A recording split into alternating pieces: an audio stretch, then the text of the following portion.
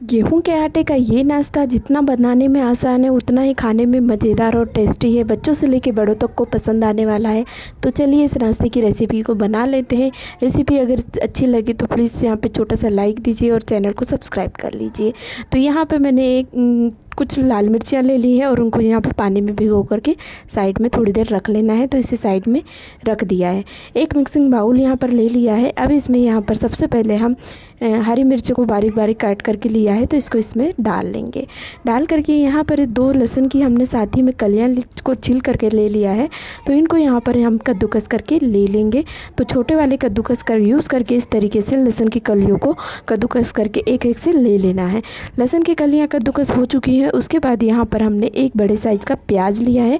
प्याज को इस तरीके से रफली काट करके लिया है, यानी कि बारीक काटा है। तो इस तरीके से काट करके प्याज का यूज़ करेंगे नाश्ते में। और इसी के साथ जैसा हमने प्याज को काटा है बारीक बारीक, उसी तरीके से टमाटर लिया है एक। यहाँ पर बिना बीज के इसको यूज़ करना है, बीजों को अलग करके फिर इसको बारीक इस तरीके से काट करके लेना है। इसी के साथ यहाँ पर हमने एक कच्चा आलू लिया है, तो आलू को कद्दूकस करके धो करके लेना है ताकि इसका स्टार्च निकाल कर हम इसमें यूज़ करें। तो आलू को इस तरीके से डाल लिया है। साथ ही में हेल्दीनेस के लिए यहाँ पर हमने ककड़ी ली है। ककड़ी में भरपूर पानी होता है और नाश्ते में इस तरीके से अब गर्मियाँ आ रही हैं और अब यूज़ करेंगे तो हमारे लिए बहुत ही अच्छा है। तो इस तरीके से हमने यहाँ पे ककड़ी का छिलका बिना छिलका निकाले ही उसको इस तरीके से कद्दूकस करके ले लिया है आलू की तरह। तो उसको भी इस पर इस तरीके से डाल लिया है। साथ ही में थोड़ा सा पालक मैंने रखा हुआ था, उसको भी इस तरीके से डाल लिया है। इसके साथ आप धनिया का भी यूज़ कर सकते हैं। अब यहाँ पर हम गेहूं का आटा ले रहे हैं, तो आधा कप भर के इस तरीके से गेहूँ का आटा हमने डाल लिया है नाश्ते को बनाने में। और इसी के साथ जितना हमने गेहूँ का आटा लिया है उतना ही बेसन भी ले लिया है। तो गेहूँ का आटा और बेसन को डाल करके अब इसमें यहाँ पर थोड़ा सा नाश्ते को करारा देने के लिए टेस्ट यहाँ पे 1 चम्मच भरकर हम सूजी का यूज़ कर रहे हैं। तो सूजी को इस तरीके से डाल लेंगे और अब सारी चीज़ों को आपस में अच्छी तरीके से मिला लेना है। तो चम्मच की सहायता से इस तरीके से सभी चीज़ों को आपस में इस तरीके से मिला लेंगे और मिला करके 1 से 2 मिनट में इस तरीके से सारी चीज़ें, सब्जियां और जो गेहूं का आटा और बेसन वगैरह है सब अच्छी तरीके से आपस में मिक्स हो जाएगा। और मिक्स इस तरीके से हो गया है, तब हम यहाँ पर पानी का यूज़ करेंगे। थोड़ा थोड़ा करके पानी का यूज़ करके यहाँ पर तरीके का बैटर बना लेंगे। बैटर यहाँ इस तरीके से थोड़ा थोड़ा पानी करके डालना है, लेकिन बैटर को थोड़ा सा पतली कंसिस्टेंसी में ही रखेंगे। ज़्यादा ना मोटा रखना है, गाढ़ा रखना है और ज़्यादा ही ना पतला करना है। तो इस तरीके से इसकी कंसिस्टेंसी को देख लीजिए मिलाते हुए एक बार। तो इस तरीके से हमने इसकी कंसिस्टेंसी को रखनी है और बहुत ही अच्छी तरीके से ये मिल चुका है सारी चीज़ें इसमें आपस में। और ये बैटर इस तरीके से बना करके हमने तैयार कर लिया है। अब ये बैटर हमारा रेडी है। तो अब इसमें हम कुछ मसाले भी ऐड कर लेंगे। तो सबसे पहले इसमें यहाँ पर 1 चम्मच हम जीरा डाल रहे हैं, तो कच्चा जीरा ही है। और इसके साथ यहाँ पर 1 चम्मच कुटी हुई लाल मिर्च डालेंगे, इससे बड़ा अच्छा टेस्ट आता है। और इसके बाद यहाँ पर थोड़ा सा हल्दी पाउडर का यूज़ किया है हमने, और इसी के साथ यहाँ पर आधा चम्मच लाल मिर्च पाउडर डालेंगे। स्वाद अनुसार नमक डालेंगे और सभी चीज़ों को आपस में अच्छी तरीके से कलछी से मिला करके ले लेंगे, जिससे कि सारे मसाले और बैटर अच्छी तरीके से एक समान हो जाए और सारी चीज़ें आपस में मिक्स हो जाए। तो इस तरीके से सारे इस मसालों को हम कलछी से मिला करके इस बैटर में मिला लेंगे और 1 मिनट में ये अच्छी तरीके से मिक्स हो गया है। तो बैटर की कंसिस्टेंसी आप देख लीजिए इस तरीके की रखनी है हमें। तो बैटर अब रेडी हो चुका है हमारा नाश्ता बनाने के लिए। तो थोड़ी देर हमें इसको रेस्ट भी देना है और यहाँ पर दूसरी तैयारी भी करनी है। तो इसको थोड़ी देर हम साइड में रहने देंगे और यहाँ पर हम गैस की ओर चलेंगे। तो गैस पे हम यहाँ पर एक पैन ले लेंगे और पैन को थोड़ा सा यहाँ पर गर्म कर लेंगे। पैन को यहाँ पर गर्म जैसे ही हो जाएगा, यहाँ पर हमने छोटा एक साइज़ का ये प्याज लिया है, सॉरी। तो प्याज को इस तरीके से हमने काट करके लिया है रफली लंबाई में ही। तो इस तरीके से प्याज को डालेंगे और कुछ लहसुन की कलियाँ ली हैं, तो लहसुन की कलियों को भी इस तरीके से हम डाल करके ले लेंगे। इसके साथ यहाँ पर हमने टमाटर को यहाँ पर रफली काट करके लिया है, तो उसको भी इस तरीके से डाल करके ले लेंगे। यहाँ पर 1 चम्मच भर के हमने चना दाल ली है। इसी के साथ यहाँ पर 1 चम्मच भरकर हमने जीरा लिया है, कच्चा जीरा। तो इस तरीके से हमने सारी चीज़ों को डाल लिया है। और लास्ट में हमने जो मिर्चियाँ भिगो के रखी है पानी में, उन मिर्चियों को इस तरीके से पैन में डाल लेंगे और सभी चीज़ों को आपस में मिलाते हुए इस तरीके से गैस को लो टू मीडियम रखेंगे और अच्छी तरीके से इनको भून करके ले लेंगे। तो 1 से 2 मिनट इस तरीके से चलाते हुए हमें इनको भून करके ले लेना है। और सारी चीज़ें अच्छी तरीके से भुन चुकी हैं।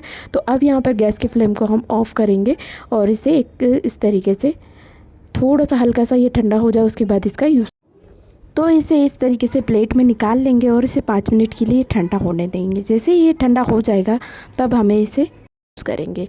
तो 5 मिनट बाद ये ठंडा हो चुका है। तो इस सभी चीज़ों को हम क्या करेंगे, मिक्सर जार में इस तरीके से डाल लेंगे और डाल करके अब यहाँ पर इस तरीके से डाल लिया है हमने सभी चीज़ों को। अब यहाँ पर क्या करेंगे, हम जो सूखा नारियल होता है उसके इस तरीके से हमने पीसेस करके ले लिए हैं। आप चाहे तो गीले नारियल का भी ले सकते हैं। और इन पीसेस को इस तरीके से डालेंगे और डाल करके यहाँ पर जो हमने पानी मिर्चियाँ भिगोने के लिए यूज़ किया है, उस पानी को थोड़ा सा यहाँ पे यूज़ करके इसकी चटनी बना करके ले लेंगे। तो ढक्कन को लगाएंगे और इसकी चटनी, हम इसको ग्राइंड करके इसकी चटनी बना करके लाएंगे। तो इस तरीके से हमने इसको ग्राइंड कर लिया है और ये चटनी हमारे बन करके तैयार है। तो इस चटनी को अब जल्दी से हम एक बाउल में इस तरीके से फटाफट से निकाल लेंगे। छोटे से बाउल में इस तरीके से हमने निकाल लिया है और निकाल करके अब ये चटनी हमारी बन करके तैयार है। तो बिना तड़का लगाए ही इस तरीके से हमने इसको थोड़ी देर रख लेना है। तो रख लिया है हमने इसको साइड में और अब हम अगली तैयारी कर लेंगे, यानी कि गैस की ओर चलेंगे हम। तो गैस पे हमने उसी पैन का यूज़ कर लेना है फिर से। तो गैस पे हमने वो पैन फिर से रख लिया है। पैन को रख कर ये यहाँ पे थोड़ा सा हमें गर्म कर लेना है। जैसे ही थोड़ा सा गर्म होगा वैसे ही हमें यहाँ पे ये थोड़ा सा ऑयल से ग्रीस कर लेंगे। तो आधा से 1 चम्मच यहाँ पर ऑयल लगेगा और इसको अच्छी तरीके से ग्रीस करके ले लेंगे। अब जो बैटर हमारा रेडी है उसमें से यहाँ पर बैटर को लेंगे, कलछी से मिलाते हुए ले लें पहले और इस तरीके से डालते हुए इसको सब तरफ फैला लेंगे। तो बड़ा सा ही नाश्ता हम बना करके तैयार करने वाले हैं, इसलिए इस तरीके से फैलाते हुए हमने इस नाश्ते को बना लिया है। तो इस तरीके से जितना पैन है उतने पैन में हमने इस तरीके से फैला लिया है नाश्ते को। फैला करके यहाँ पर इस तरीके से गैस को मीडियम फ्लेम पर रखा है और इस तरीके से यहाँ पर इसको ढक करके पकाएंगे।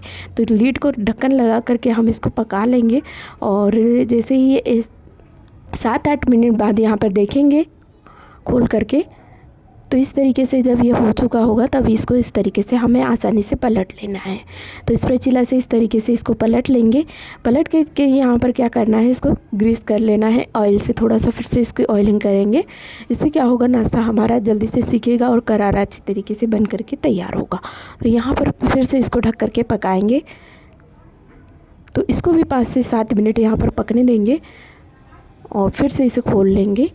तो ऑयलिंग इस तरीके से थोड़ी देर में इस तरीके से करेंगे तो नाश्ता पकने में भी आसानी है, जल्दी से पकेगा और थोड़ा सा क्रिस्पी सा बन के तैयार होगा। तो इस तरीके से हमने फिर से इसको ऑयलिंग कर लिया है और फिर से अलट पलट लिया है। तो इस तरीके से 1 से 2 बार बाल्टी पलटी कर लेना है और नाश्ता कुछ इस तरीके से ये जब बन करके तैयार है क्रिस्पी, तब हमें इसे निकाल लेना है। तो इस तरीके से हम इसे पैन में से डायरेक्ट इस तरीके से प्लेट में निकाल करके ले लेंगे। तो ये देखिए इसे हमने निकाल लिया है। तो ये नाश्ता क्रिस्पी सा कुछ इस तरीके से बन करके तैयार हो गया है और बाकी बचे हुए नाश्ते को बस इसी तरीके से हमें बना लेना है। तो पैन में हमने इस तरीके से बैटर को डाल लिया है, डाल के इस तरीके से लीड से ढक करके इसको पकाएंगे और ढक्कन को निकाल करके यहाँ पर इसको पलट लेंगे। पलट के यहाँ पे वैसे ही यहाँ पे ऑयलिंग कर लेना है। ऑयलिंग करके इसको क्रिस्पी करना है। तो थोड़ा ऑयलिंग करेंगे तो आसानी से पक करके नाश्ता तैयार हो जाएगा।